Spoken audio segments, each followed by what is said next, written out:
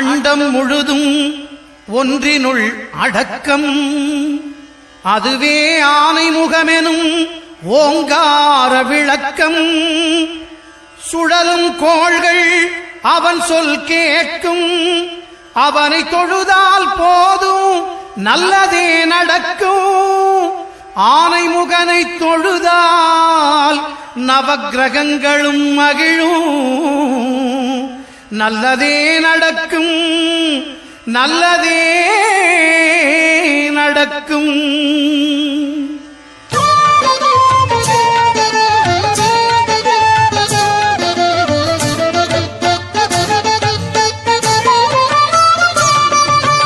ஒன்பது கோளும் ஒன்றாய் காண அங்கு கற்பகம் என்னும் கடவுளின் மெய்யில். ஒன்பது கோளும் ஒன்றாய் காண அங்கு கற்பகம் என்னும் கடவுளின் மெய்யில். சூரியன் முதலாய் 9 கிரகமும் பலவித குணங்களை கொண்டிருக்கும். எங்கள் கற்பக தருவில் அவை வரும்போது ஒன்றாய் சேர்ந்து பலனளிக்கும்.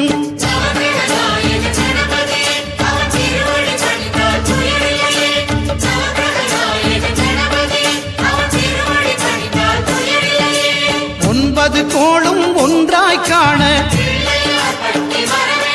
அங்கு கற்பகம் என்னும் கடவுளின் மெய்யில்.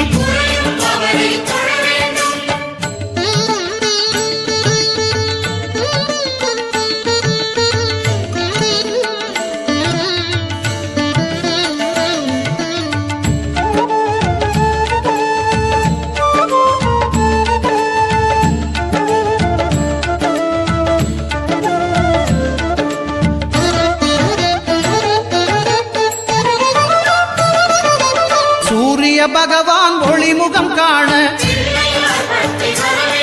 அங்கு கற்பக தருவின் நெற்றியில் மலரும். சூரிய பகவான் ஒளிமுகம் காண அங்கு கற்பக தருவின் நெற்றியில் மலரும். இருளை விலக்கி உலகை எழுப்பும் ஞாயிறு அங்கே குடியிருப்பான். அவன் ஆனை முகத்தனின் அடியவர் மனத்தில் ஒளியாய் வந்து கொலுவிருப்பான்.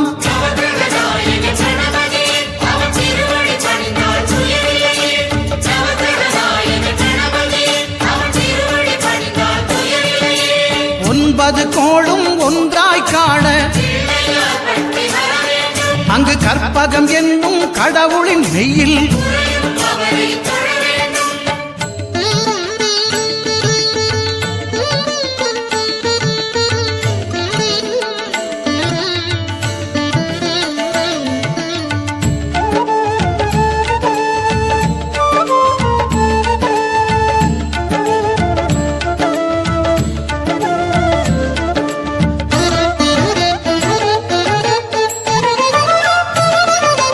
திங்கள் பகவான் திருமுகம் காண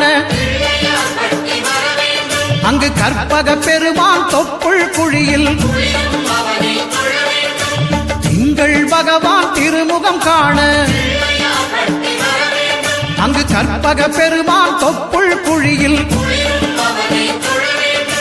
பார்க்கடல் பிறந்த சந்திர பகவான் கணபதி வயிற்றில் நிறைந்திருப்பான். எங்கள் கற்பகத்தானை கண்டவர் தமக்கு தீரா பிணிகளை தீர்த்து வைப்பான்.